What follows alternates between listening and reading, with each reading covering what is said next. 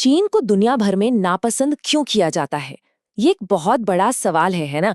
और इसका जवाब देखिए उतना सीधा नहीं है जितना लगता है। असल में ये काफी पेचीदा मामला है। अब देखिए, कुछ लोग झट से कह देंगे, अरे वो तो कम्युनिस्ट हैं या फिर वो बहुत ज्यादा अग्रेसिव हैं। पर बात इतनी सी नहीं है। असली वजह तो कहीं ज्यादा गहरी और उलझी हुई है। ये किसी एक बुरे इरादे की बात नहीं है।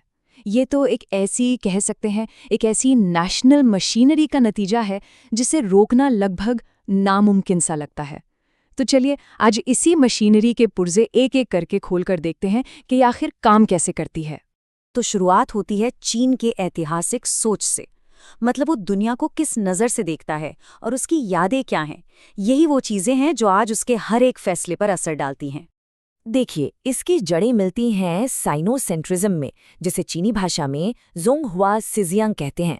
ये सदियों पुरानी सोच है जिसमें चीन हमेशा खुद को दुनिया का सभ्य केंद्र मतलब हुआ समझता था और बाकी सबको बाहरी या ई मानता था।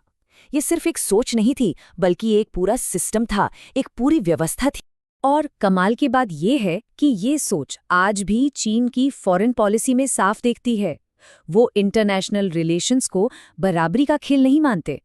उनके लिए ये एक हायरार्की है, मतलब कौन ऊपर कौन नीचे। और शायद इसीलिए दूसरे देशों को अक्सर यही लगता है कि चीन बराबरी नहीं बल्कि अपना दबदबा कायम करना चाहता है। अब इस सोच के साथ एक बहुत गहरा जख्म भी जुड़ा हुआ है, जिसे अपमान की सदी या सेंचुरी ऑफ ह्यूमिलिएशन कहते हैं। ये वो दौर था, करीब करीब 19वीं सदी के बीच से लेकर 20वीं सदी के बीच तक, जब चीन को विदेशी ताकतों से लगातार हार और बेइज्जती झेलनी पड़ी।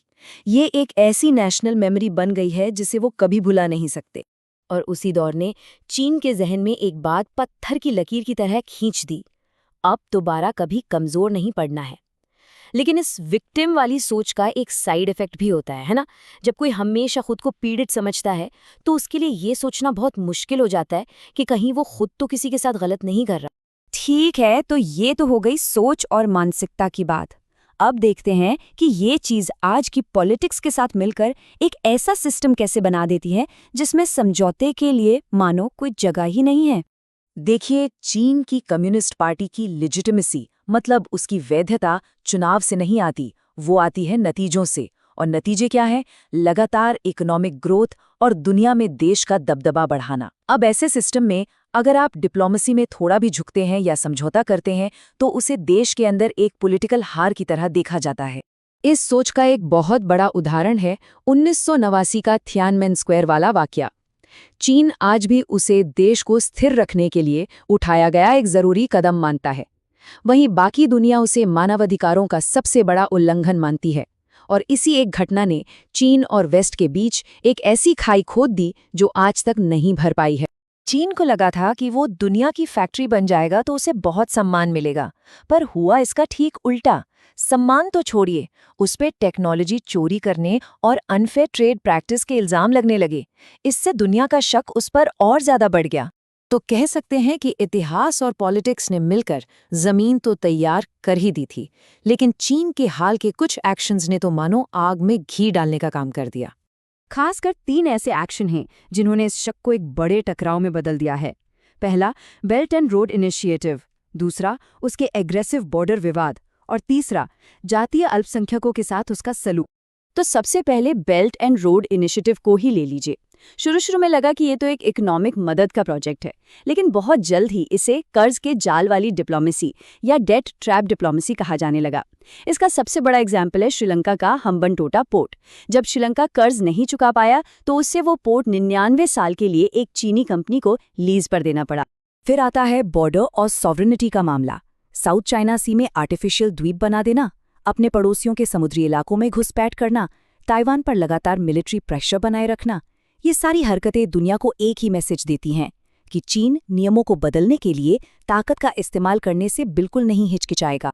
और फिर है तीसरा और शायद सबसे गंभीर मुद्दा, शिनजियांग में उइगर आबादी के साथ उसका बर्ताव।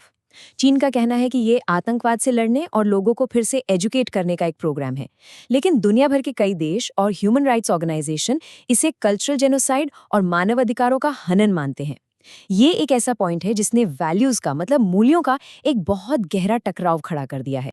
तो इन सबको अगर जोड़कर देखें तो तस्वीर क्या बनती है? तस्वीर एक ऐसे देश की बनती है जो नियमों से पहले अपनी ताकत को रखता है।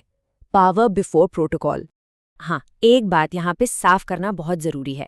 ये जो नापसंद की है, ये चीन के लोगों के लिए नहीं है। चीन के लोगों को तो मेहनती और काबिल ही माना जाता है। ये नापसंद की असल में चीनी सरकार के एक्शन और उसकी पॉलिसीज को लेकर है। तो आखिर में हम कह सकते हैं कि चीन को लेकर जो ये पूरी दुनिया में नेगेटिविटी है, ये कोई साजिश नहीं है। ये तो बस तब होता है जब इतिहास की गहरी यादें, एक ऐसा पॉलिटिकल सिस्टम जो झुकना नहीं जानता और एक एग्रेसिव स्ट्रैटेजी, ये तीनों चीजें आपस में टकरा जाती हैं। और ये सब हमें एक बहुत बड़े सवाल पर लाके खड़ा कर देता है, आखिर होता क्या है जब किसी देश को बेहिसाब ताकत तो मिल जाती है, लेकिन वो उस ताकत का सही इस्तेमाल करना नहीं सीख पाता। और जब तक ये पूरा स्ट्रक्चर नहीं बदलता, तब तक शायद दुनिया का ये अविश्वास भी खत्म नहीं होगा।